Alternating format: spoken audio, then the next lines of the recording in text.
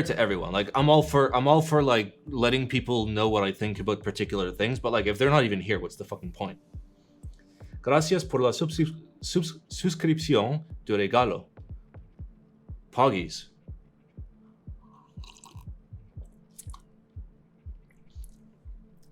We will get the pog chamfer if it's the last thing I do. That's the fucking spirit.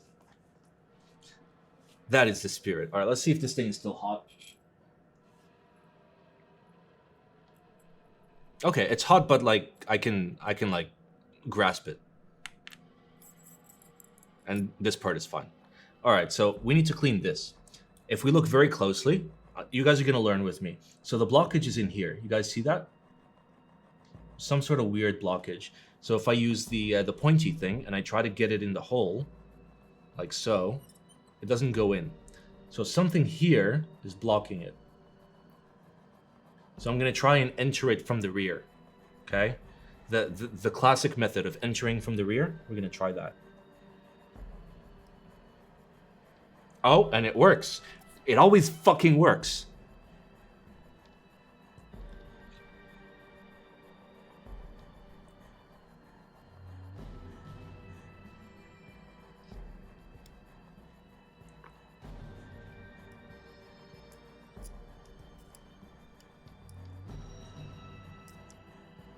All right, let's validate. It's still tough to get it in there. But it's getting in there now. Let's just...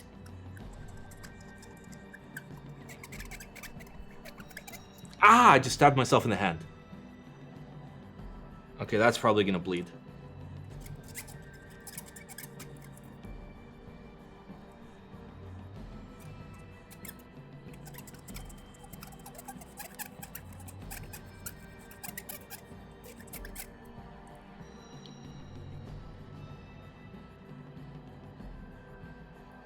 I have a feeling the blockage is in the ass.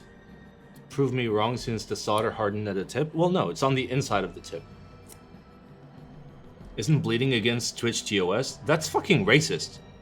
Imagine Twitch is like, no, you're not allowed to bleed. Bro, you think I planned bleeding? Who the fuck plans bleeding? Alright, there we go. So, let us reassemble. I assume this gets dunked in there. And then we put the tip back on here. Aha, that's still hot. Ah, that's still hot. There we go. Turn it on. There we go. Let's let it heat up, baby. Get that sweet desolder pump action. Girls do it every month? Wow. It's not the same.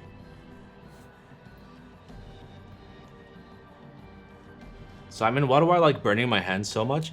My hands are fucked. You guys know my hands are fucked. Like, I have really, really bad hands. I have, like, shitty, terrible nerve damage in this hand. And then, like, slightly less shitty damage in this hand. So, like, whatever. Like, what can I do? And then they sweat. Look how sweaty these hands are. Like, you can't tell on camera, but they're slippery as fuck. The thing is, the solder would be melted when it was on and would have been sucked up? No, it just wasn't sucking. How did I get nerve damage? A series of motorcycle accidents.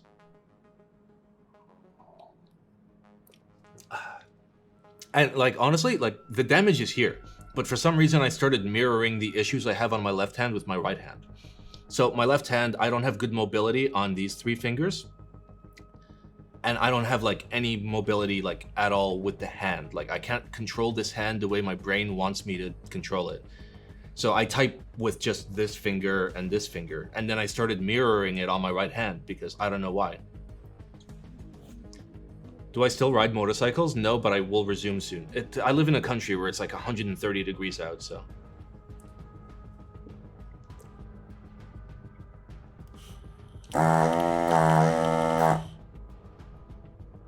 Oh yes, warm it up, baby. I have a big hole in my calf muscle from a motorcycle accident. Yeah, I mean, I broke the same foot twice riding motorcycles in the same way, and I still rode motorcycles. What was my motorcycle? Which one? The hand one was a 2013 Honda Goldwing GL 1800. And then my foot braking, one was on an 1800 and one was on a 1500. But yes, very, very big boy bikes. Big boy bikes. BBC.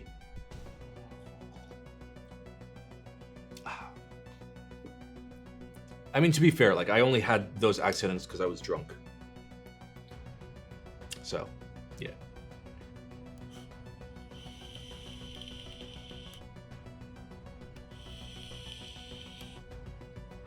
Simon, do you film your switches? I will only film a switch if it's necessary. So there's two reasons to film a switch. One, you have a fitment issue where the top doesn't fit the bottom very well, JWK. So you have to film it. And thing number two is if your switch is very high pitched, JWK, then you can put in a nice, like, thick film to try and deepen the sound a little bit. But that's pretty much it. Trying to film switches that don't need it is just adding, you know, potential points of failure. But, you know, I mean, that's my take. Like, if you want to film all your shit, you can film all your shit. I'm not going to stop you, but it's kind of counterintuitive. All right, let's... Is this warm yet? Oh no, it's still heating. Still red. Ooh, look at that. Wait, did it just finish? Okay.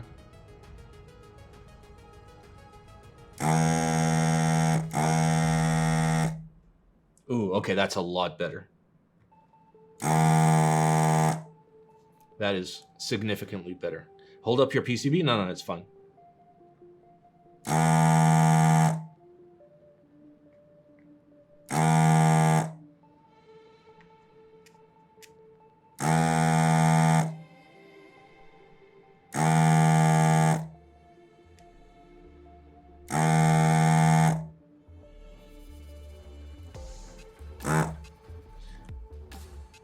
Camera? What are you doing, step bro? The fuck? I love when my camera is just like, oh yeah, I'm just gonna reset now for no reason. I mean, we're gonna see how effective this is. How many times have I desoldered the PCB with the fuck it's dying? It's fine. I just never clean my PCBs. Like, residue is fine. It doesn't change anything.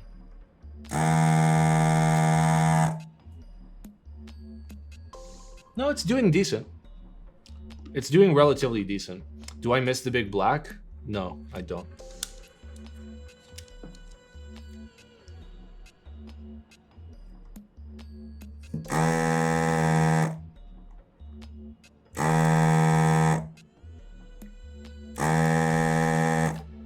Why do people think putting foam under your switches is a good idea?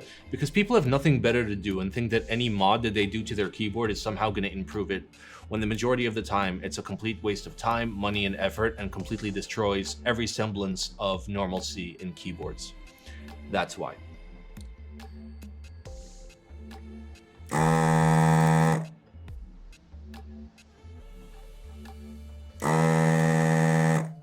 The actual keyboard mods that matter are the ones that people least often do.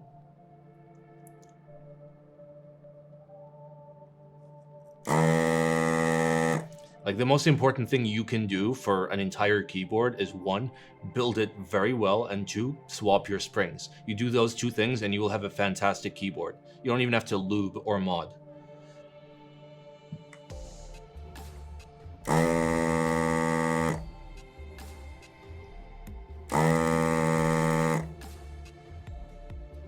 Honestly, this is doing decently. It's doing surprisingly decently. Why springs? That's a pretty good question, and I will explain in one moment.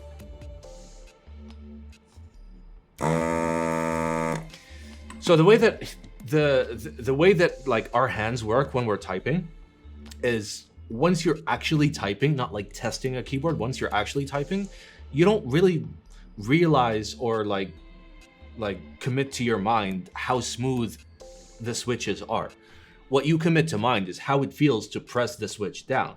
And if you have wildly inconsistent springs in terms of weights or bottom out force or just feel or ping or whatever, right? Then you feel and you hear that your switches just feel incredibly inconsistent, which in your brain makes you think they're not smooth. even though they might be the smoothest switches on earth. However, going with like really nice consistent springs where the springs have like a plus minus 1 gram differential across the entire board, and you type on that board, it instantly feels like everything is smoother and everything is better and so much more consistent.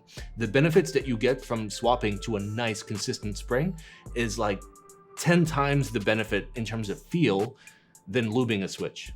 What springs do I recommend? I recommend you just pick up TX springs. Like I have the springs that I prefer.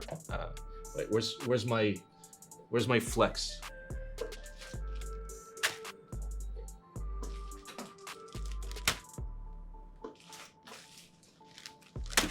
That's 3,000 springs. I have the springs that I prefer, and these are Hojing springs, Korean springs, but honestly, TX springs are available for everyone to buy, and they're easy to get. So definitely buy some TX springs. It'll do you a lot better good.